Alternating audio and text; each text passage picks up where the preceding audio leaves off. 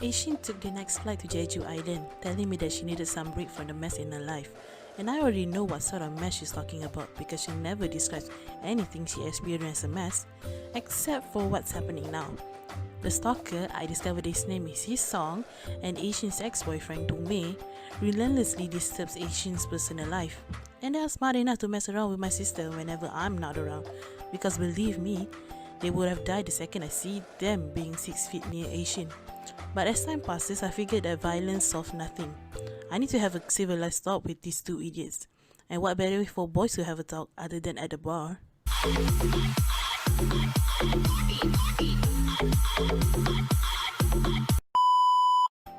I'm not really sure if taking them to the bar was a good or bad idea. Because off his song got wasted after his third shot, proving to me he's definitely a virgin nerd who thinks he knows love. And then there's Dome with his emo attitude, always trying to come up with a good comeback every time I said something cynic, just like how he always does. Me and Dongmei were never on good terms. I don't even know what Aishin saw in him in the first place. When they broke up, I almost threw a party to celebrate, but I chose to comfort my sister instead, if we gained some weight with her depressed eating.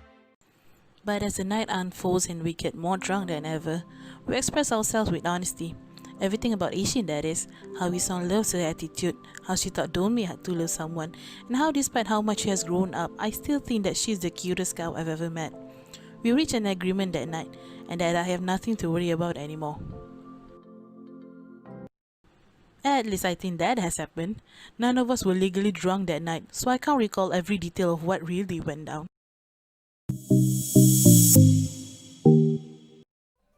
They say I need someone to talk about my problem and someone to share my story. Here I am at the restaurant looking for some strange guy. I walk towards one of the waiters and talk about my meeting with Mr. Zamri, and the waiter just nodding his head and leading me to Mr. Zamri's table. Mr. Zamri looks really old and his hair is full of grey color. That shows me how old Mr. Zamri is. Mr. Zamri invited me to sit and continue eating his own steak. I try my best to smile and sit in front of Mr. Zamri awkwardly. I keep my mouth shut for a minute because I try to adapt to this kind of situation. After that, I decided to break the ice by introducing myself to Mr. Zamri as one of Siti's friends, but Mr. Zamri busying himself with the food. Here you go, Kitty! Mr. Zamri suddenly takes one of the fried chicken and throws it as far as he can until it hits someone who sits at the back of our table. I looked at my bag and saw a couple of old people eating soup, and the husband took the fried chicken and looked up and said to his wife, "Look, darling, it's a flying chicken." I looked at Mr. Zamri with my question look.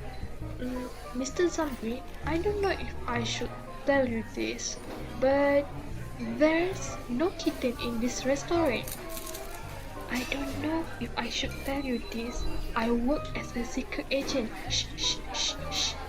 He continues eating his ice cream.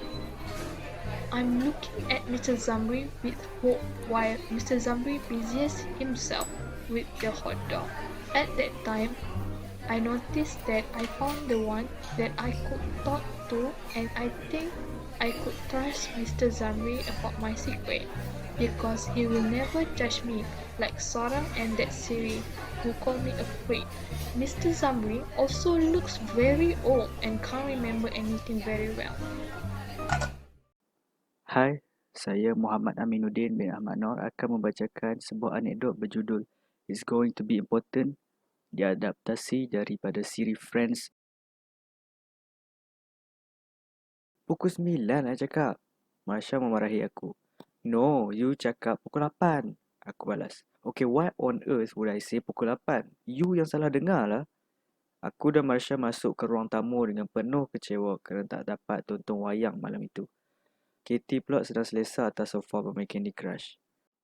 Aku ingat lagi minggu lepas waktu dia merekod perbualan aku, Marsha, Liza dan King dalam jurnalnya. Tak, aku tengah tulis pasal Abu, Maria, Kelly dan Raja. Aku tengah tulis pasal watak yang aku cipta sendiri tanpa inspirasi atau homage pasal apa-apa. Trust me. Stop being a pervert, Katie. Marah Liza. No, this is about Abu, Mala, Casey and King. Oops. Katie tutup mulut dan terbeliak menyedari dia sudah salah menyebut nama. Okay, tak. Aku tengah tulis pasal relationship like between lovers, friends, strangers and stuff. Mestilah korang kena wujud dalam ni. Alah, please. It's going to be important one day. Trust me. Lamunan aku terhenti bila Katie bersuara. Kenapa ni murah-murah? Bukankah kalian pasangan terhangat di Kuala Lumpur sekarang? Apakah punca kemurungan yang saya lihat depan mata saya ini? Ayo kongsikan dengan saya. Sindiran Katie itu sikit pun tak jernihkan keadaan. Aku beritahu tentang salah faham yang kami hadapi malam itu. Well, Katie jeling pada aku dan Marsha dan capai jurnalnya. Yes, that journal. Reveal the truth now. Bersemangat betul girlfriendku ni kalau nak menang. Katie selak dan baca jurnalnya.